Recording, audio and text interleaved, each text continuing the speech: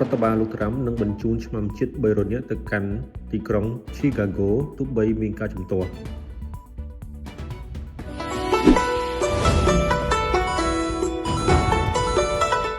អភិបាលរដ្ឋអ៊ីឡាណយលោក Jamie Briscoe បានឲ្យដឹងថាទោះបីជាលោកបានបដិសេធម្ដងហើយម្ដងទៀតអំពីការចល័តឆ្មាំជាតិទៅកាន់ទីក្រុង Chicago ក៏ដោយក៏លោកប្រធានាធិបតីអាមេរិក Donald Trump នឹងបញ្ជូនឆ្មាំជាតិចំនួន300នាក់ទៅកាន់ទីនោះផងដែរលោក Briscoe បានឲ្យដឹងនៅប្រព័ន្ធផ្សព្វផ្សាយសង្គមថារដ្ឋបាលលោក Donald Trump បានផ្ដល់អសន្និបាតដល់លោកថាប្រមូលកងទ័ពរបស់អ្នកឬយើងនឹងធ្វើវានេះបើយោងតាមការចុះផ្សាយរបស់ទីភ្នាក់ងារសារព័ត៌មានចិនស៊ីងហួរអភិបាលរដ្ឋរូបនេះបានលើកឡើងថានៅក្នុងប៉ុន្មានម៉ោងខាងមុខនេះរដ្ឋបាលលោក Donald Trump មានបំណងបញ្ជូនឆ្មាំជាតិ300នាក់ទៅកាន់រដ្ឋអ៊ីឡាណយអ្នកនាំពាក្យសេតាវិមានលោក G. Jetson បានឲ្យដឹងនៅក្នុងសេចក្តីថ្លែងការណ៍មួយថាចំពេលមានកោតកម្មហិង្សានិងភាពគ្មានច្បាប់ដែលកំពុងបន្ត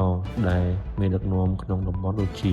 លោក Briscoe បានបដិសេធមិនព្រមចូលរួមដើម្បីបង្ក្រាបលោកប្រធានាធិបតី Donald Trump បានអនុញ្ញាតឲ្យឆ្មាំជាតិចំនួន300នាក់ដើម្បីការពារមន្ត្រីនិងទ្រព្យសម្បត្តិសហព័ន្ធការអធិប្បាយរបស់លោក Briscoe អំពីឆ្មាំជាតិដែលត្រូវបានសហព័ន្ធបានលើកឡើងចំពេលមានការប៉ះទង្គិចគ្នាជាបន្តបន្ទាប់រវាងអាជ្ញាធរអន្តោប្រវេសន៍និងក្រុមអ្នកតវ៉ានៅក្នុងទីក្រុង Chicago អនាគតរបស់លោកអ្នកកាន់តែភ្លឺស្វាងដោយសាកលវិទ្យាល័យ Bill Braille LT the best quality of education in Cambodia